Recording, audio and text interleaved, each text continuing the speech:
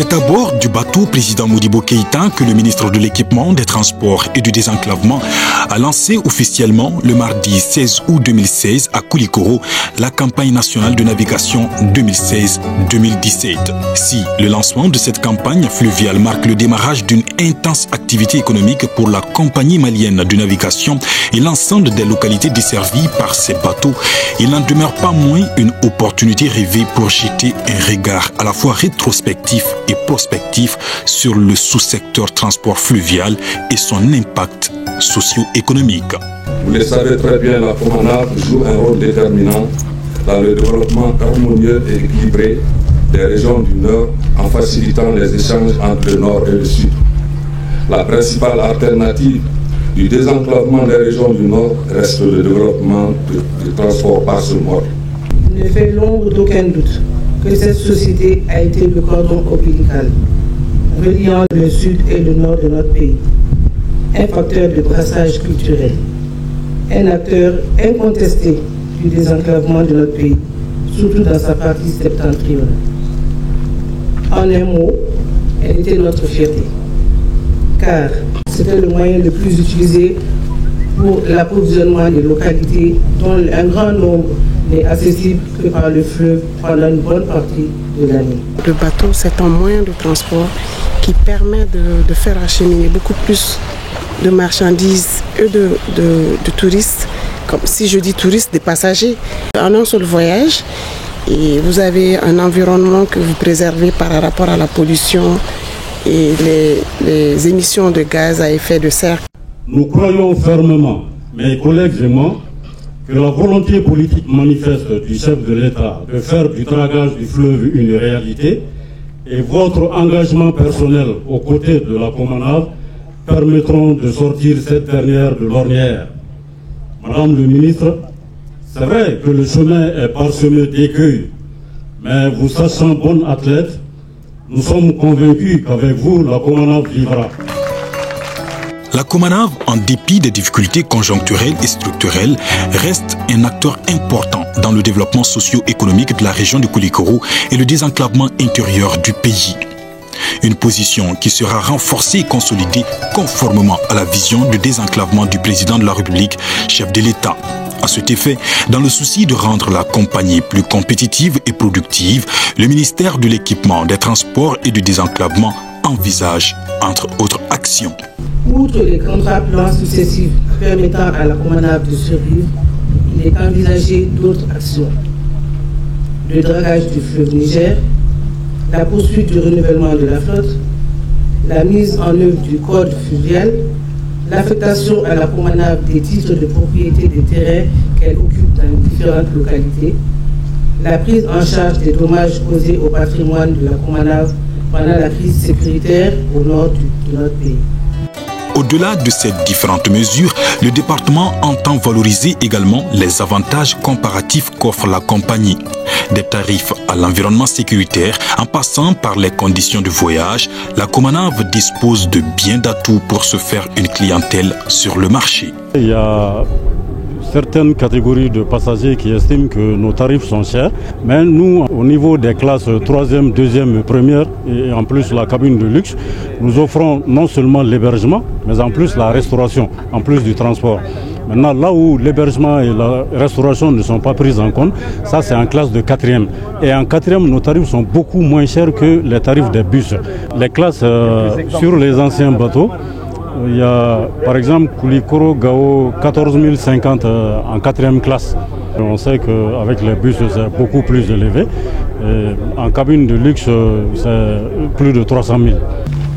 Permettez-moi de saisir cette occasion qui m'est offerte pour rendre un vibrant hommage à nos forces de défense et de sécurité pour leur appui et leur accompagnement dans la sécurisation des convois. Je voudrais également saluer et féliciter le dynamisme, le dévouement et le sens élevé du devoir de tout le personnel de la Comanave dans l'accomplissement de leur mission. Les investissements pour le fleuve sont beaucoup plus durables. Et si l'alternative qui est la voie fluviale est assez développée, les routes vont encore plus durer Parce que même si on doit voyager par la route, on peut faire acheminer les marchandises par la voie fluviale. Le voyage par bateau offre bien d'autres opportunités touristiques que les plus hautes autorités du pays veulent valoriser. M'adressant particulièrement à mes concitoyens de la zone d'influence de la Comanav, je vous demande de faire confiance à cette société, qui est la vôtre, et de reprendre goût au voyage en bateau. Toute chose qui vous permettra de mieux découvrir le Mali profond, ses dunes de sable, son artisanat, sa culture. L'objectif, je crois, c'est surtout de se faire transporter, surtout de transporter les touristes et tous ceux qui veulent visiter, par exemple, le sud vers le nord et le nord vers le sud. Je pense que c'est vraiment une très très bonne occasion pour le faire sur ces bateaux. Moi, je suis là aujourd'hui parce que l'outil que nous avons devant nous, c'est-à-dire la Comanav, un outil de désenclavement, comme elle a si bien dit, surtout un désenclavement par la voie fluviale. On a beaucoup de villes riveraines qui échappent à la route Bamako-Gao, qui sont desservies, et ça permet, comme on le dit, le déplacement des personnes et de leurs biens en toute sécurité, et surtout en cette période d'hivernage où vous avez beaucoup de produits de maraîchage, n'est-ce pas, de produits de pêche qui sont quand même nécessaires, n'est-ce pas, en termes d'échange entre les populations. Les attentes des autorités administratives et politiques de la commune urbaine de Koulikoro vis-à-vis de cette campagne de navigation sont des plus grandes. Cela s'explique par la contribution de la Comanav et du sous-secteur transport fluvial dans le développement local. C'est une activité qui contribue beaucoup à animer la ville de Koulikoro. Et chacun de nous connaît l'importance vraiment qu'est revêt cette activité. Donc, prions Dieu pour que vraiment l'activité se passe dans de très bonnes conditions et qu'il y ait assez d'eau pour que, en tout cas, l'activité puisse prendre le maximum de temps. La Comanav est consciente des défis qui l'attendent. Elle n'ignore pas non plus les enjeux qui sont la sienne, tout comme les efforts considérables consentis par le gouvernement du Mali à travers le ministère de l'Équipement, des Transports et du Désenclavement.